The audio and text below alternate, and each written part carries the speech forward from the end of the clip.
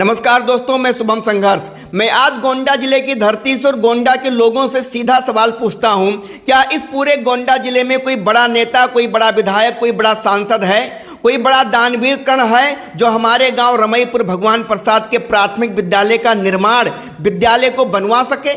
हमारे गांव का रमईपुर प्राथमिक विद्यालय जर्जर हो चुका था, 2025 में तोड़ दिया गया, जबकि नियम यह है कि पहले नया भवन बनवाया जाए, फिर पुराना भवन गिराया जाए। यहां नियम तोड़ दिया गया, विद्यालय तोड़ दिया गया और 2026 आ गया, लेकिन आज तक स्कूल नहीं बना। और आज हालात यह है कि 6 साल के बच्चे, 7 साल के मासूम बच्चे 2-3 किलोमीटर दूर पैदल जाने को मजबूर हैं। लड़कियां स्कूल जाना छोड़ रही हैं, कई बच्चियां सिर्फ कागजों में पढ़ रही हैं। बच्चियां स्कूल छोड़ रही हैं, नहीं जाना चाहती हैं। कोई भी बाप अपने बेटी को स्कूल 2-3 किलोमीटर दूर पैदल नहीं भेजना चाहता है। बच्चों का भविष्य अंधकार में धकेला जा रहा है। आज मुझे किसी कुर्सी की ताकत नहीं चाहिए, मुझे चाहिए किसी सच्चे नेता का साहस और किसी सच्चे समाज सेवी का दिल।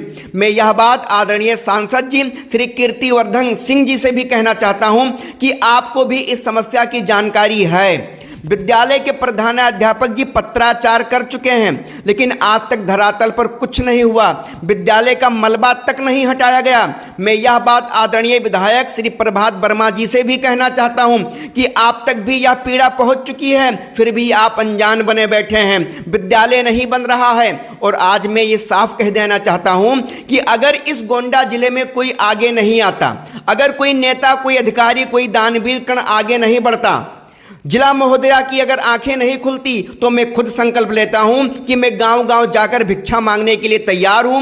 मैं गली गली जाकर लोगों से सहयोग मांगूंगा, जरूरत पड़ी तो मैं सांसद जी से भी भिक्षा मांगूंगा, मैं विधायक जी से भी मैं भिक्षा मांगूंगा, मैं डीएम महोदया से भी भिक्षा मांगूंगा और उनसे सिर्फ यही कहूंगा कि अगर आपके पास 4 कमरे बनवाने का बजट नहीं है तो मुझे भिक्षा दे दीजिए, मैं जन सहयोग से अपने गांव का विद्यालय स्वयं बनवा लूंगा। यह अपील किसी को नीचा दिखाने के लिए नहीं है, यह पुकार है बच्चों की शिक्षा, बेटियों के भविष्य और गांव के स्वाभिमान की। विद्यालय बनेगा चाहे व्यवस्था से या फिर जन आंदोलन से। और ये मैं उसी विद्यालय की बात कर रहा हूं जिस विद्यालय के बच्चों को सितंबर महीने में 40 बच्चों को डीएम महोदया के चौखट पे लाके मैंने उनको खड़ा कर दिया था, फिर भी इन लोगों की आंखें नहीं खुली। आज हमारे गांव के बच्चे दर दर भटक रहे हैं, 2-3 किलोमीटर गन्नों के बीच से होकर स्कूल जाते हैं, लेकिन अधिकारी मौन है, डीएम मौन है, विधायक मौन है, सांसद मौन है,